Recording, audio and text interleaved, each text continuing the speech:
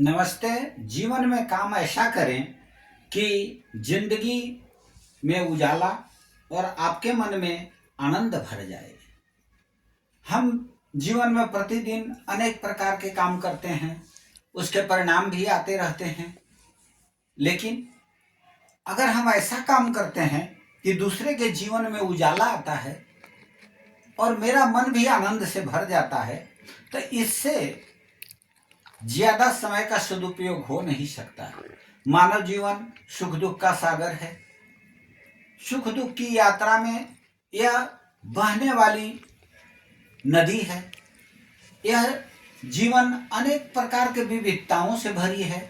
जीवन में तरह तरह के लोग मिलते हैं, तरह तरह की घटनाएं घटित होती हैं और हम तरह तरह के विचार जीवन में प्रत्येक दिन प्रत्येक क्षण करते रहते हैं। ऐसी परिस्थिति में यदि हम ऐसा काम करते हैं कि दूसरे के जीवन में उजाला आता है और अपना मन आनंद से भर जाता है, तो हमारा जीवन धन्य हो जाता है।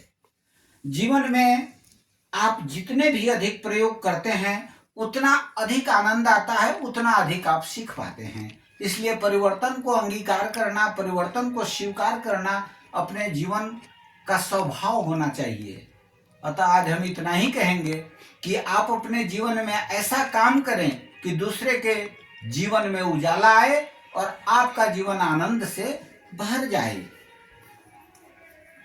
विपरीत परिस्थितियां आती हैं, लेकिन विपरीत परिस्थितियों में काम करना ही हमारा उद्देश्य होना चाहिए। परिस्थिति हमेशा हमारे साथ नहीं चलती, हवा की रुख एक समान नहीं हो सकती, यह प्रकृति का नियम है। लेकिन याद रखें कि विमान हवा के विपरीत दिशा में उड़ते हैं, और जब विमान हवा के विपरीत दिशा में उड़ सकते हैं तो हम विपरीत परिस्थितियों में काम क्यों नहीं कर सकते।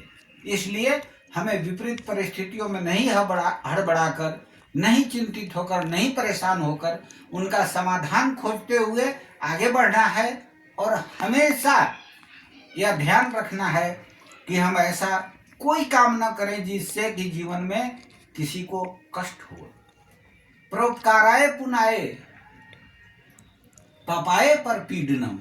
दूसरे को कष्ट देना ही पाप है और दूसरे को सुख पहुंचाना ही पुण्य है।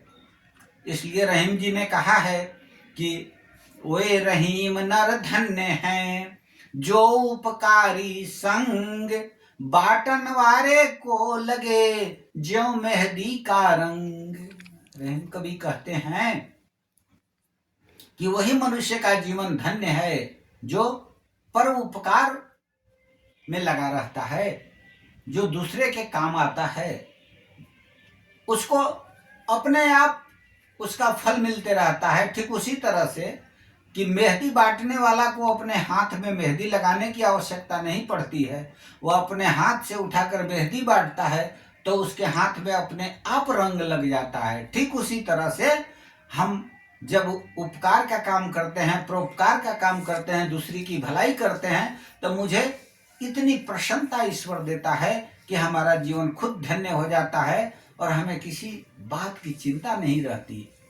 इसलिए आज हम लोग यही संकल्प करें कि हम ऐसा काम करेंगे कि दूसरे के जीवन में उजाला हो और अपना जीवन आनंद से भर जाए।